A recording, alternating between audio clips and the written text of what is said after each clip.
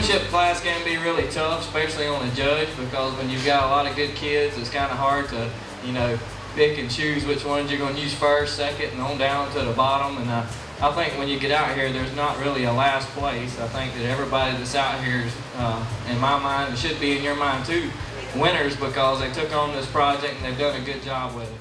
On Monday, February 21st, the Brantley County High School Future Farmers of America Barn hosted the annual Brantley County Hog Show and Auction. The event is a combined effort of the county's FFA and 4-H programs, and this year it featured 29 students ranging from 4th graders to high school seniors, showing off their prized pigs to a neutral judge from nearby Scriven County. It looks simple enough, but there are specific skills learned that the students must demonstrate during the event, like maintaining eye contact with the judge while steering around a 280-pound slab of bacon and making sure it keeps moving while keeping it at a certain distance.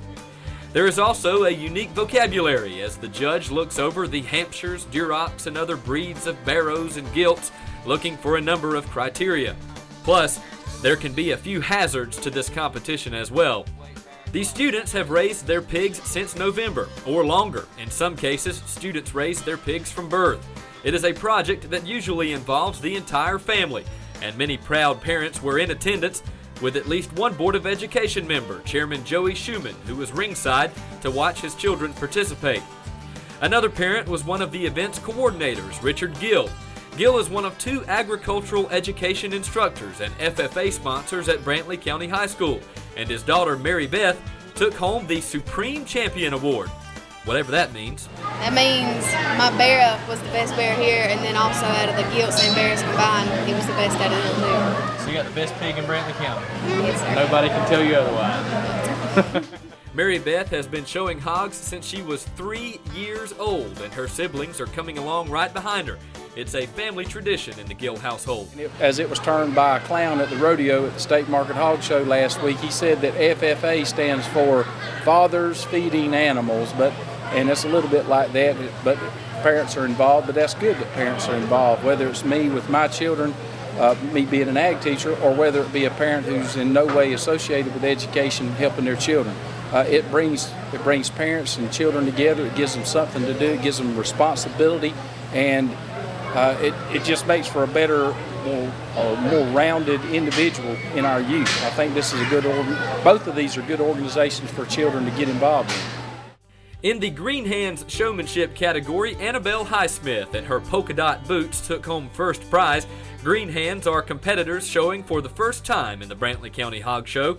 In the Cloverleaf showmanship division, which is 4th, 5th, and 6th graders, Josh Davidson was the winner. Mary Beth Gill won the junior showmanship category. Senior showmanship was divided into 2 heats because of the number of participants, and after it was all said and done, Jessica Skipper took home the top prize. Following showmanship, it was on to market class, or the judging of the animals themselves. In the 215 to 226 pound lightweight barrow division, Jessica Skipper took home another ribbon. Next, for the medium weight barrows, 240 to 256 pounds, it was Olin Thrift. As we mentioned before, Mary Beth Gill's barrow won its heavyweight division, 256 to 280 pounds, and advanced to the Supreme Champion round. For the gilts in the lightweight division, it was another Gill, this time 9-year-old Grace Ann. And in the heavyweight division, Tanner Wilson's 280-pound gilt took first prize and also won reserve champion behind Mary Beth Gill's barrow. After the show, spectators had the opportunity to bid on prizes from the surrounding community in a silent auction that went towards prize money for the winners on this night. And finally, the main event, the sale, attracting a prestigious crowd, including, among others, newly elected Georgia District 178 Representative Chad Nimmer, who bought at least one hog. I'm a half now, 75. I'm $1.50 when you give 75. Go 75. Anywhere we can pay $75. The Supreme Champion went first, commanding $2.30 per pound, purchased in memory of Lane Dixon. Proceeds from the event go straight back to the contestants, kind of. It goes back to Daddy for feed. Mary Beth knows her dad played a vital role in her championship and gladly turns over the proceeds of her sale to go toward feed, and Dad gets ready for the next FFA event on the calendar. But for the FFA side of things, we participate in a host of activities, leadership events like prepared public speaking, extemporaneous public speaking, parliamentary procedure.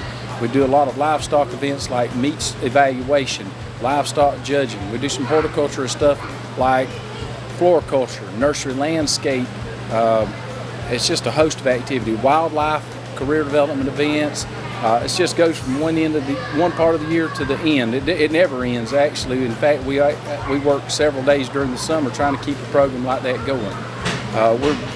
For the state of Georgia, we're one of the stronger programs in the state. We're probably not the strongest, but we like to boast ourselves as being very competitive compared to all different classification schools across the entire state of Georgia. It's not boasting when you are simply reporting the facts, and the fact is that Brantley County's 4-H and FFA programs are as strong as ever. For more information about the programs, contact your child's school, and for BTC, I'm Robby Thomas.